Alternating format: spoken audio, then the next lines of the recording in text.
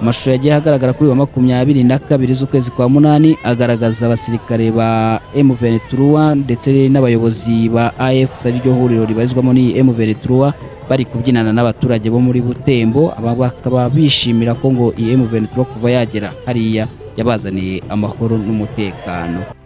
Iyi ni Bwiza TV mukomeje gukurikira, nshuti bakunze bacu, reka nizere ko gahunda zanyu zimeze neza cyane. Mbahaye ikaze muri aka kanya tugiye kugaruka ku makuru yiri wavuga kuri itariki ya 22, turacyari mu kwezi kwa munani umwaka 2024. Amakuru yacu akaba agiye kugaruka ku ngingo z'ingenzi zikurikira. Muri aya makuru turababwira yuko Depite Mussolini Eugene yatangaje ku buryo umuryango w'abibumbye ukomeje kwitwara ku Rwanda n'abanyarwanda, bigaragaza ko aba bombi bashobora kuba bafitanye ikibazo cy'igihe kirekire. Umujyi wa Kigali wamaze kubona abajyanama bashya. Ubuyobozi bw'intara y'Amajyaruguru bwo bwatangaje yuko hari insengero zigera kuri 55 ziri hirya no hino mu turere tugize iyo ntara zigomba gusenywa kubera ko zitujuje ibisabwa. Naho mu gihugu cy'abaturanyi cya Repubulika ya Demokarasi ya Kongo ho haravugwa inkuru y'umusirikare wo mu ngabo z'icyo gihugu warashe mugenzi we, akaba yamuzizaga ko ngo yanyereje umushahara we. Muri icyo gihugu kandi haranavugwa ingabo z'umuryango w'abibumbye ngo zishinzwe kubungabunga amahoro muri kiriya gihugu zizwi nka MONUSCO. Ubu zikaba ziri kuvuga ko zabohoje abawazarendo bari bafungiwe muri kasho ya gisirikare mu gace ka Beni mu ntara ya Kivu y'Amajyaruguru. Kubera yuko muri icyo gihugu hari intambara, ariko reka tunababwire ko ku rundi ruhande abahanganye n'icyo gihugu ni ukuvuga bo mu nyeshyamba za M23 bo bagaragaye mu mashusho bari kwishimana n'abaturage bo mu gace ka Rubero. Akaba ari abaturage bari kwishimira umutekano izo nyeshyamba zikomeje kubagezaho. Mu gihugu cy'u Burundi ho umuryango mpuzamahanga uharanira uburenganzira bwa muntu na Amnesty International urashinja perezida w'icyo gihugu Evariste Ndayishimiye ko ngo mu gihe amaze ayobora kiriya gihugu abaturage be n'abandi bantu bo mu miryango itegamiye kuri leta ngo yabajujubije, akaba yarababujije amahwemo.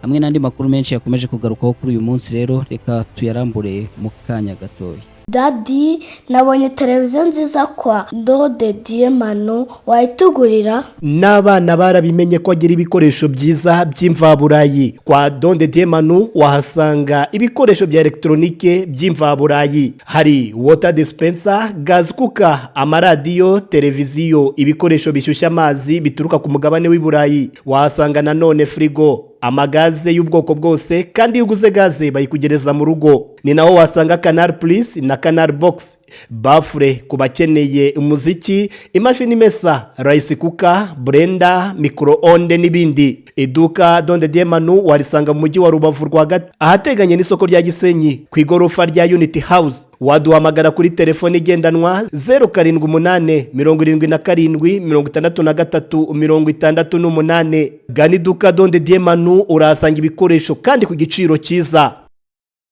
Nari maze kubibabwira yuko Depite Mussolini Eugene yatangaje yuko uburyo umuryango w'abibumbye witwara ku banyarwanda ndetse n'uburyo witwaye kuva mu gihe bari bakiri impunzi mu mwaka wa 1959 kugeza ubu ngubu ngo bigaragaza yuko ishyamba atari ryeru hagati y'uyu muryango ndetse n'abanyarwanda. Ibi Depite Mussolini Eugene yabigarutseho ku itariki ya 21 z'ukwezi kwa munani 2024 nyuma y'ikiganiro inteko ishinga amategeko umutwe w'abadepite bari bamaze kugezwaho na Musoni Prote.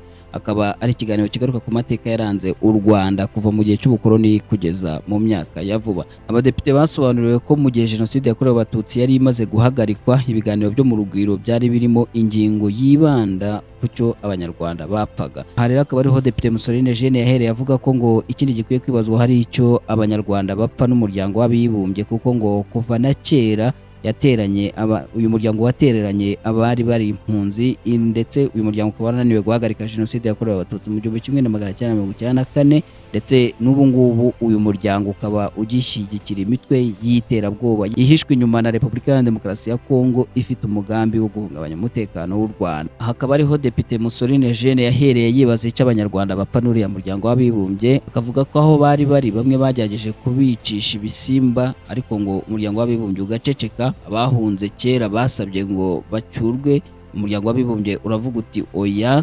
Rundi ruhande ariko umuyobozi w'umuryango uharanira agaciro no kwigira kwa Africa Pan African Movement Rwanda, uyu akaba ariwe Musoni Prote watanze na kiriya kiganiro, yavuze ko iyo mikorere itaba mu banyarwanda gusa, ahubwo ko ngo ari imikorere uyu muryango w'abibumbye ugira ugendeye ku nyungu ibihugu bikomeye biwurimo biba bifite ku bindi bihugu. Ati ni ukubyumva tukagendana nayo kuko nta kundi.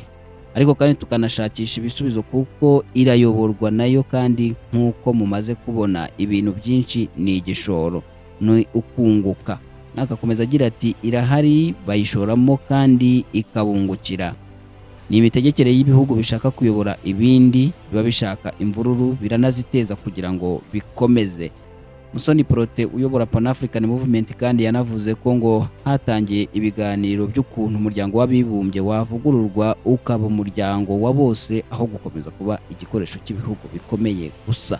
Mu yandi makuru yakomeje kugarukaho mu Rwanda, reka mbabwire yuko ubuyobozi bw'intara y'Amajyaruguru bwagaragaje ko hari insengero zigera kuri 55 ziri hirya no hino mu turere tugize iyi ntara zigomba gusenywa kubera ko zitujuje ibisabwa. Ni urutonde rugaragaraho insengero 55 zo mu turere dutanu tw'intara y'Amajyaruguru, ndetse rukaba urwo rutonde ruriho insengero zo mu madini anyuranye n'ubwo inyinshi ari zo mu itorero rya ADPR. Insengero z'itorero ADPR ziri muri izo zigomba gusenywa zigera kuri 17. Izangirikani zo ni insengero 7, Abadiventiste umunsi wa karindwi bagifiteho insengero 6, Kiliziya Gatolika ifiteho insengero 2, Itorero Methodiste Libre ryo rifiteho insengero 6, andi madini anyuranye nayo akagenda agiramo insengero zigomba gusenywa. Nko mu karere ka Burera honyine bigaragara ko insengero zigomba gusenywa ari 8. Muri Rulindo ho habaruwe insengero 39 zigomba gusenywa, mu gihe mu karere ka Gicumbi ari insengero 3, naho mu karere ka Musanze ho bafite insengero 5. Mu bugenzuzi bwakozwe n'intara y'Amajyaruguru bwasize insengero 1253 zifunzwe kubera kutuzuza ibisabwa, ari nabwo nyuma hagaragaye urutonde rw'izigomba gusenywa burundu. Zimwe mu mpamvu zagaragaye zishobora gutuma izo nsengero zisenywa burundu hari kuba urusengero ruri mu baturage, kuba inyubako yubatswe itujuje ubuziranenge, kuba inyubako y'urusengero ishaje, kuba nta muhanda ugeraho ruri, kuba urusengero rudafite ubwiherero, no kuba urusengero ruri mu manegeka, hamwe n'ibindi. Bamwe mu bahagarariye insengero zigomba gusenywa bagaragaje ko koko bamaze kubimenyeshwa, nubwo basanga igisubizo kitari ukubasenyera burundu. Umuyobozi w'itorero Horeb Holy Church mu karere ka Gicumbi yitwa Mukagwiza Constance yavuze ko ubuyobozi butari bukwiye kubasenyera kuko ibyo bari basabwe bari batangiye kubyubahiriza. Ati ngewe nari ngujuje vuba kiriya gihe cya mbere cyo gufunga insengero, ibyo nasabwaga nari nabikoze. Ejo bundi banyandikiye ibaruwa bambwira ko rufunzwe, banambwira ibyo ngomba gukora. Bambwiye ko nshaka ikigega cy'amazi, gutera ubusitani, nanjye numvaga rwose ndi gushaka abaterankunga ngo twubake urusengero rwiza. Nyuma nibwo bambwiye ngo ni mu manegeka kandi ahantu rwubatse ni hafi y'aho abaturage batuye. Uyu yakomeje agaragariza kiriya kinyamakuru cya igihe.com turi gusoma ino nkuru ko kuri we yumva hatasenywa kubera ko hari abantu bahabohokeye imitima, kandi ko aho rwubatse ngo hashobora kuba hanakorerwa ibindi bikorwa. Ati ndatuje ntegereje icyo Imana izakora, njyewe numvaga batarusenya cyane ko twari twujuje vuba. Mu cyifuzo cyanjye numvaga hatasenywa kuko twatanze imbaraga twubaka zirimo n'amafaranga, ntabwo nibaza ko ayo maboko yateshwa agaciro. Ubuyobozi ariko bwo bwagaragaje ko urwo rusengero rufite inyubako y'urusengero ntoya ikaba itanujuje ubuziranenge. Iyi nyubako kandi ubuyobozi buvuga ko yubatse ahantu mu manegeka kandi yegeranye n'ingo, ndetse ngo ntigira n'uburyo bwo gukumira urusaku. Naho uhagarariye urusengero rwa AEBR Impano ruri mu karere ka Musanze mu murenge wa Kinigi, wiwe yitwa Ntamagezo Ronald, yemeje ko koko babwiwe ko bazasenyerwa. Ati gusenyerwa byo nibyo kuko niko babivuze, muri urusengero rwacu rwa rw'ibiti. None navuguruza gute niba byaremejwe? Nk'ibyo baturega tutujuje twumvaga twabikora. Navuganye n'abayobozi banjye bambwira ko bazampa igisubizo cya nyuma niba twubakisha amatafari, kandi amatafari yazanywe n'igihe gito twaba twarangije kubakwa. Undi witwa Twahirwa Faustin uhagarariye urusengero rwa ADPR Mahoko rwo mu karere ka Rulindo narwo rugomba gusenywa kuko rwegereye umugezi wa Yanze, yagaragaje ko byinshi bari basabwe bagerageje kubyubahiriza uretse cyo kuvuga ko begereye umugezi. Ati nta kindi kintu batubwiye kuko ibyo twari twasabwe twagerageje kubyubahiriza, baza kuvuga ko ikibazo ari uko urusengero ruri mu ntambwe 19 uvuye ku mugezi. Rero nta kindi batubwiye, ariko twaje kubona bashyizeho ko rugomba gusenywa. Uyagaragaza ko mu gihe urwo rusengero rwaba rusenywe, ubuyobozi bw'itorero rya ADEPR ari bwo bwagena uko abarusengeragamo bazajya basenga. Tuvuye kuri iyo nkuru ijyanye n'insengero, reka tunababwire yuko umujyi wa Kigali hano mu Rwanda wamaze kubona abajyanama bashya. Abajyanama bashya ni abajyanama bagomba kuba ari 12, barimo 6 baturuka mu turere 3 tugize uyu mujyi wa Kigali ndetse n'abandi 6 bashyizweho na Perezida wa Repubulika. Abajyanama batowe kuri uyu munsi bakaba barimo abagabo n'abagore batowe muri buri karere. Mu karere ka Gasabo hatowe Baguma Rose ndetse na Gatera Frank. Mu karere ka Kicukiro hatowe Nyinaw'inkindi Liliose Larise ndetse na Tsinda Aime. Mu gihe mu karere ka Nyarugenge hatowe Semakula Mohamed, mu gihe hanatowe Urujeni Martine. Abo nibo bajyanama batowe mu matora yabaye kuri uyu munsi, bakaza biyongera ku bajyanama 6 bashyizweho ku munsi w'ejo hashize na Perezida wa Repubulika. Bose hamwe bakaba bagiye kuzuza abajyanama 12 bagomba guhagararira umujyi wa Kigali. Abo Perezida wa Repubulika yashyizeho batotse mu itangazo ryashyizweho umukono na Minisitiri w'Intebe Dr. Edward Ngirente, bakaba ari abajyanama bashyirwaho nk'uko itegeko nimero 22/2019 ryo kuwa 29 z'ukwezi kwa 7 2019 rigena umujyi wa Kigali cyane cyane mu ngingo yaryo ya 11 ribiteganya, aho Perezida wa Repubulika kuri iyo tariki yashyizeho abajyanama mu mujyi wa Kigali barimo Bwana Fulgence Dusabimana, bakazamo Bwana Samuel Dusengiyumva, barimo kandi Madamu Flavia Gwiza, Bwana Christian Mugenzi Kajeneri, Bwana Jacques Ngarambe ndetse na Madamu Marie Grace Nishimwe. Akaba ari bo baza kwiyongera kuri aba 6 batowe kuri uyu munsi kugira ngo buzuze iyi nama njyanama y'umujyi wa Kigali. Bivuze ko umujyi wa Kigali wamaze kubona abajyanama bashya. Ko tukiri mu mujyi wa Kigali, reka tubabwire yuko umujyi wa Kigali utangaza kuri gushaka igisubizo cya vuba nyuma yuko bigaragaye yuko stade ya Pele Stadium ifite amatara adahagije ku buryo itazongera gukinirwaho nijoro. Mu ibaruwa y'umujyi wa Kigali bigaragara ko yandikiwe umunyamabanga mukuru w'ishyirahamwe ry'umupira w'amaguru mu Rwanda, ifite impamvu yo kubamenyesha ikibazo cya generator idatanga urumuri ruhagije. Igira iti Bwana, hashingiwe kuri gahunda y'imikino ya shampiyona y'umupira w'amaguru mu Rwanda y'icyiciro cya mbere umwaka wa 2024-2025 Primus National League yatanzwe na Ferwafa igaragaza ko Kigali Pele Stadium izajya yakira imikino ya nijoro, bikaba bisaba ko hakoreshwa amatara acanwa na generator. Hashingiwe kandi ku myanzuro y'inama yo kuwa 21 z'ukwezi kwa 3 2024 umuyobozi mukuru w'ibikorwa by'umujyi wa Kigali yagiranye n'umunyamabanga mukuru wa Ferwafa, hagaragara ikibazo cya generator idafite ubushobozi bwo gucana amatara akenewe kugira ngo umukino ubashe kuba. Turamenyesha ko ikibazo cya generator ya Kigali Pele Stadium idatanga urumuri ruhagije kitarakemuka, akaba ari muri urwo rwego twabamenyeshaga ko Kigali Pele Stadium itazakira imikino ikinwa mu gihe cya nijoro. Mugira amahoro. Ikaba ari baruwa yanditswe na Kabahire Stella, uyu ni umuyobozi mukuru w'ibikorwa mu mujyi wa Kigali, bimenyeshwa Minisitiri wa Siporo ndetse na Bwana Perezida wa Ferwafa ariyo ryo shyirahamwe ry'umukino w'amaguru mu Rwanda. Ibaruwa rero ikijya hanze, abantu batandukanye ku mbuga nkoranyambaga bibajije ukuntu Pele Stadium yaba idafite amatara ahagije cyangwa se generator zishobora gutanga urumuri ruhagije muri uru Rwanda, bituma umujyi wa Kigali mu kubasubiza wandika ugira uti muraho, ikibazo ntabwo cyananiranye, kirimo gushakirwa umuti urambye. Uyu munsi moteri dufite muri Kigali Pele Stadium ntabwo ibasha gucana amatara yose ngo ikibuga kibone bikwiye ku buryo haba imikino ya nijoro. Icyakora mu gihe abagiye gukina bafite ubushobozi bwo kuzana moteri iyunganira bemererwa gukina nijoro. Mu gukemura iki kibazo mu buryo burambye, hatumijwe moteri ifite ubushobozi busabwa, izagera mu Rwanda mu mezi 3 ari imbere. Murakoze. Ibyo umujyi wa Kigali utangaza. Iyi nkuru kanini nayo itugejeje ku makuru ari kuvugwa mu karere ka Nyabihu, tugenda twerekeza muri Repubulika ya Demokarasi ya Kongo. Aha muri Nyabihu igikomeje kwavugwa n'abaturage bavuga ko bahangayikishijwe n'inzoga yitwa igisawasawa. abaturage bo mu murenge wa Jenda mu karere ka Nyabihu baravuga ko bahangayikishijwe bikomeye n'inzoga itemewe biyengera yitwa igisawasawa ituma urugomo rwiyongera bigahungabanya umutekano w'aho batuye. Abazi iyi nzoga yiswe igisawasawa bemeza ko ngo iba ikarishye cyane ngo ku buryo uwayinyoye aba yumva adasanzwe, mbese ngo akiyumva ari ndakorwaho n'iyo mwajya mu mitsi.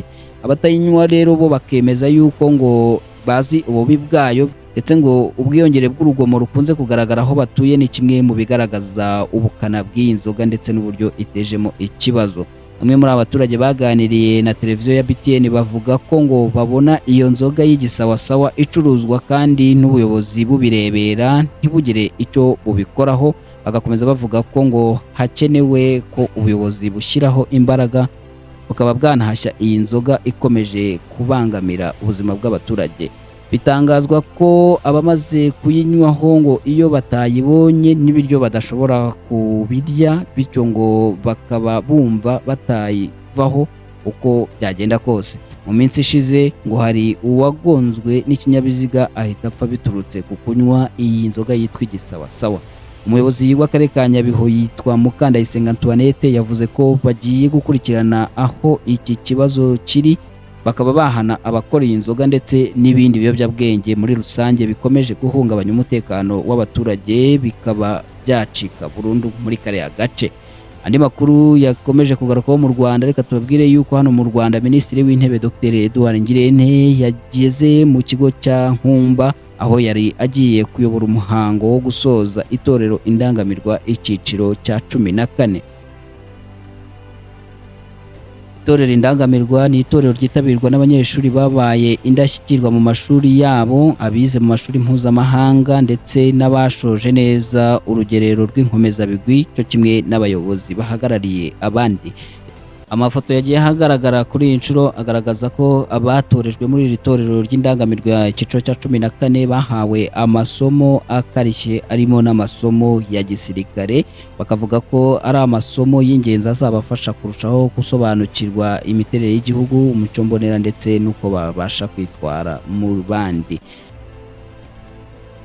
Hanze y'u Rwanda muri Repubulika Iharanira Demokarasi ya Kongo, reka duhere kuri ino nkuru ivuga yuko ingabo za MONUSCO ziri gushinjwa ko zaba zaturukesheje abafungwa bo mu mutwe wa Wazalendo.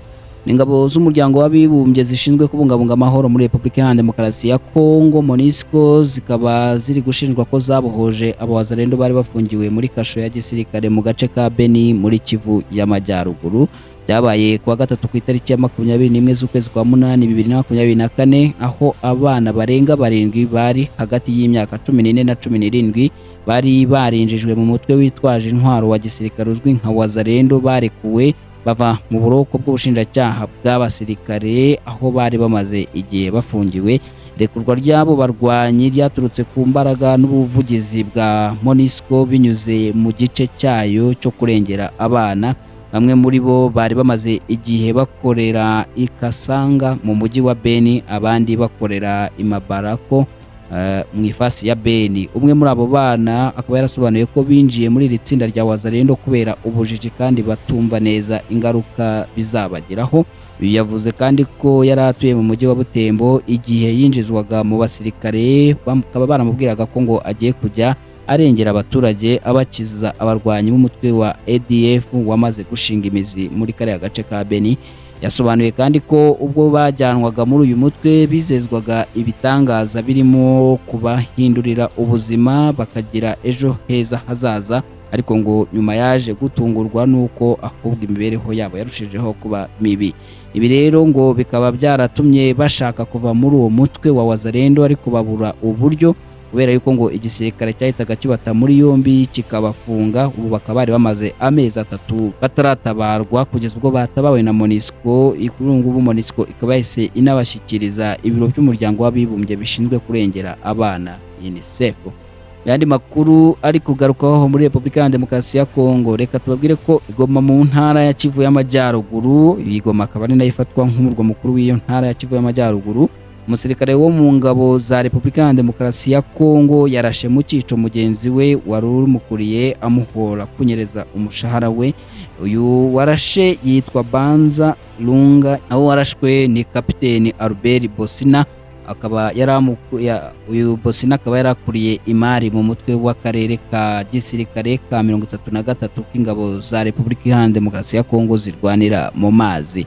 Uwamurashe yamurasiye mu kigo cya gisirikare cyahitwa Karisimbi mu mujyi wa Goma, akaba yaramurashe ku itariki ya 21 z'ukwezi kwa 8 2024. Amakuru avuga ko ngo uyu musirikare atanyuzwe n'ibisobanuro yahawe ubwo yajyaga kubaza ibijyanye n'umushahara we umaze amezi 16 adahabwa, icyatumye ahitamo kwihimura ngo kuri afande we akaba yarahise anamufunguriraho safe, aho ngo yamurasha amasasu agera kuri 17 yose. Nyuma yo kumwivugana uyu yahise ajya kwirega atabwa muri yombi, kuri ngo bakaba ari gukurikiranwa n'ubushinjacyaha bwa gisirikare bwa Repubulika Iharanira Demokarasi ya Kongo. Aho muri Repubulika Iharanira Demokarasi ya Kongo muri FARDC hari kuvugwa izo bombori mu gihe ku rundi ruhande rwo abo bahanganye ari bo mu mutwe wa M23 bo bari mu byishimo.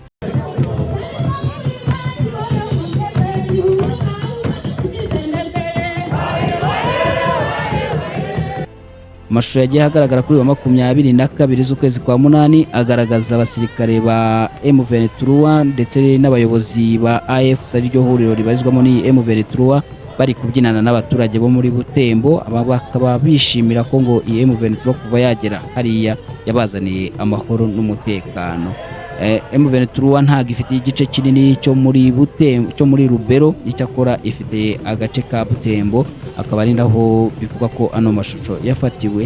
Abaturage bo muri biriya bice by'umwihariko byo muri Kivu y'Amajyaruguru bose bakaba bahuriza ku kwemeza ko iyo agace kamaze gufatwa na M23 karushaho kugira amahoro, bitandukanye n'igihe haba hari mu maboko y'igisirikare cya Repubulika Iharanira Demokarasi ya Kongo, by'umwihariko izi Wazalendo. Ibyo nibyo bikomeje kuvugwa muri Repubulika Iharanira Demokarasi ya Kongo. Icyakora ntitwanagenda tutababwiye yuko ibyo byose biri kuba mu gihe muri Angola ho hakomeje ibiganiro biri kuba hagati ya Repubulika Iharanira Demokarasi ya Kongo n'u Rwanda, bikagirwamo uruhare n'umuhuza ari we Angola. By'umwihariko ku ruhande rwa Angola hari minisitiri w'ububanyi n'amahanga w'icyo gihugu, nk'uko no ku mpande z'ibyo bihugu biri guhuzwa nabyo bihagarariwe na ba minisitiri. Icyakora hari amakuru yavugaga ko n'abo mu mutwe wa M23 bakunze kuvuga ko batazajya bubahiriza ibizajya biva muri ibyo biganiro mu gihe batabitumiwemo. Kuri inshuro ngo bashobora kuba babitumiwemo, gusa nta makuru arambuye abyembeza yari yajya ahagaragara, cyane ko n'imyanzuro y'iyi nama itarajya ahagaragara. Akaba ari inama igiye kumara iminsi 3. Gusa mbere y'uko inama iterana hakaba hari havuzwe ko ari inama igiye kwiga ku mushinga watanzwe na perezida w'icyo gihugu cya Angola aho Lorenzo, aho ngo yatanze umushinga wafasha u Rwanda na Repubulika Iharanira Demokarasi ya Kongo kwiyunga mu buryo budasubirwaho. Nibyo biri kuvugwa muri Repubulika Iharanira Demokarasi ya Kongo. Dusoreje mu gihugu cy'u Burundi, aho hakomeje kuvugwa inkuru ivuga ko perezida w'icyo gihugu Evariste Ndayishimiye we kuri ubu ngubu ari gushinjwa ko ngo akomeje kubuza amahwema batavuga rumwe nawe ndetse n'abaturage bose muri rusange. Umuryango uharanira uburenganzira bwa muntu Amnesty International urashinja perezida w'igihugu cy'u Burundi Evariste Ndayishimiye ko ngo mu gihe amaze ayobora kiriya gihugu, abaturage n'abandi bo mu miryango itegamiye kuri leta ndetse n'abatavuga rumwe nawe bakomeje kubuzwa amahwemo. Uyu muryango wa Amnesty International ukavuga ko ngo mu gihe cy'imyaka 4 Ndayishimiye amaze ayobora u Burundi yazengereje abanyamakuru n'abakozi b'imiryango itandukanye itegamiye kuri leta. Ni icyegeranyo cyiswe u Burundi imvugo itandukanye n'ingiro, aho icyo cyegeranyo kigaragaza ko ngo perezida Evariste Ndayishimiye akomeje gufunga abaturage bazira ubusa, yibasira abanyamakuru n'abanyapolitike. Uyu muryango wa Amnesty International ukagira uti mu myaka 4 perezida Evariste Ndayishimiye amaze ku butegetsi, abaharanira uburenganzira bwa muntu, abanyamakuru n'abatavuga rumwe nawe muri politike bakomeje gufungwa hadakurikijwe amategeko no gucibwa imanza za baringa. Tigere Caguta akaba ayobora akarere k'Uburasirazuba n'Amajyepfo muri Afurika mu muryango wa Amnesty International, akavuga ko ngo nta gihe na kimwe abaharanira uburenganzira bwa muntu bigeze boroherwa mu Burundi kuva perezida Evariste Ndayishimiye yagera ku butegetsi. Ati icanganyikishwa ry'amashyirahamwe ategamiye kuri politike ya Ndayishimiye rirakomeje kugeza ubu ngubu, nta mpinduka zigaragaza ko leta yaba ishaka guha amahoro ayo mashyirahamwe mu kuyakingurira urubuga rwo kuganiriramo ibibazo bikomeye byugarije igihugu cy'u Burundi n'uburenganzira bwa muntu muri icyo gihugu cy'u Burundi. Perezida Evariste Ndayishimiye akaba yagiriwe inama n'uyu muryango wa Amnesty International ko yakosora ayo makosa mu gihe yaba yongeye gutorerwa kuyobora igihugu cy'u Burundi mu yindi manda. Inshuti bakunzi ba Bwiza TV, reka mbashimire mwese abo tubanye muri ano makuru akomeje kugarukaho kuri tariki ya 22. Murakomeza kubana natwe mu biganiro birambuye biza kugenda bibageraho.